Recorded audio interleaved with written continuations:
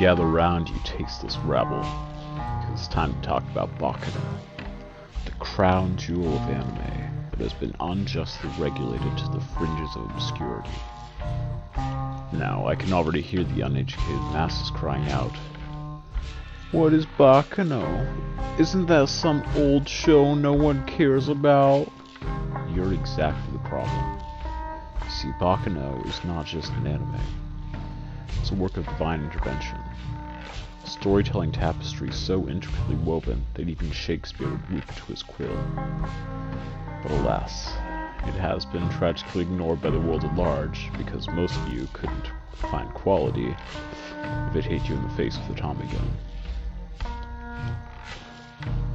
Let's dive into why Baccano is the single greatest piece of media you've never appreciated, and why I'll never forgive you for it.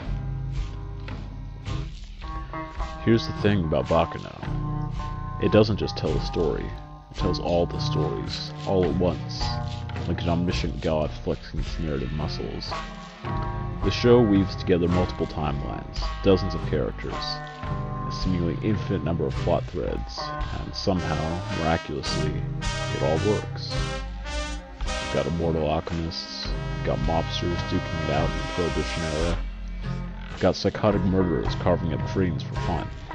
And what does Baccano do with this chaos? Throws it in a blender, hits puree, and serves it up in a chalice of pure genius. But here's the catch. If you're not paying attention, I mean really paying attention, you're going to get lost. That's why the plebs can't handle it. This show doesn't hold your hand. It throws you to the deep end and expects you to swim. And if you drown, well, that's on you. Let's talk about the characters. Because Baccano doesn't give you a cast. It gives you an entire universe of possibilities, each more vibrant and chaotic than the last. There's Isaac and Miria, the criminally underrated comedic duo whose antics are so pure they could cure depression. There's Lad Russo, a psychopath so unhinged he makes Joker look like a Boy Scout. And let's not forget Czeslaw Meyer, a centuries-old immortal child whose trauma is so deep it might as well have its own zip code. And then there's Firo Prochanezo, the most dashing mafioso you've never heard of. Firo is what would happen if James Bond was Italian, immortal, and better dressed. He's suave, he's competent, and unlike most of you, he's not wasting his life watching anime. But the real beauty of Baccano lies in how it handles these characters.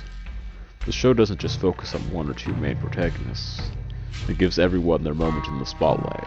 It's like a jazz ensemble where every instrument gets a solo, and the result is a symphony of chaos and brilliance. Now, we need to talk about the train, the Flying Pussyfoot. Yes, that's its actual name, and no, you're not allowed to outlaugh, because it's too important. The Flying Pussyfoot is more than just a setting. It's a metaphor for the futility of human ambition. Think about it.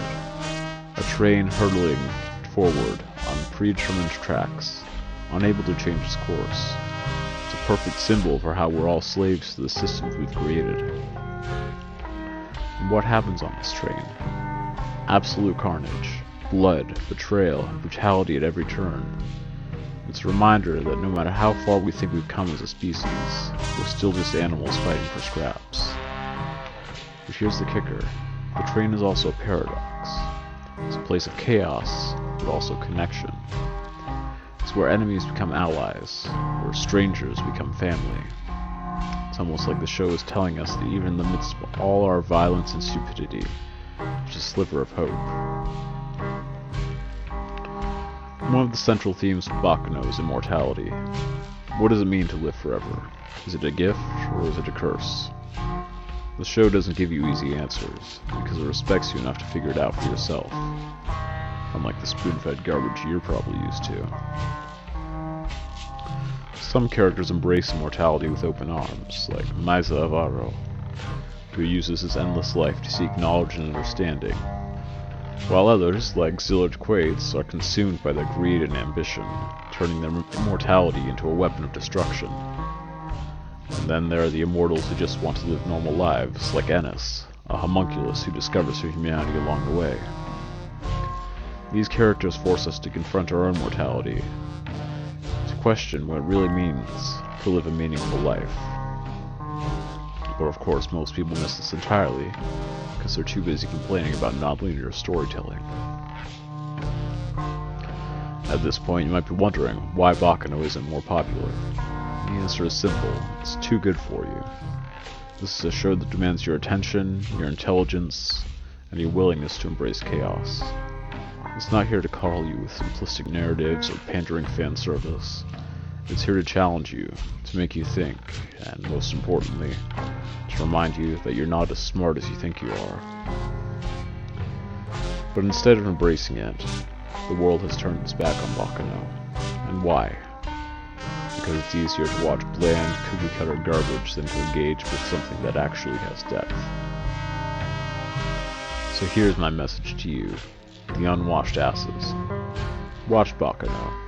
Watch it now and watch it twice, because you're not going to understand it the first time. When you're done, don't just sit there patting yourself on the back for feeling enlightened. Spread the word. Tell your friends, your family, the mailman. Because until the world recognizes Baccano, the masterpiece it is, we're all living in the shadow of mediocrity. In conclusion, Baccano is not just an anime, it's a revolution. A revolution you're too lazy to join, but one I'll keep fighting for.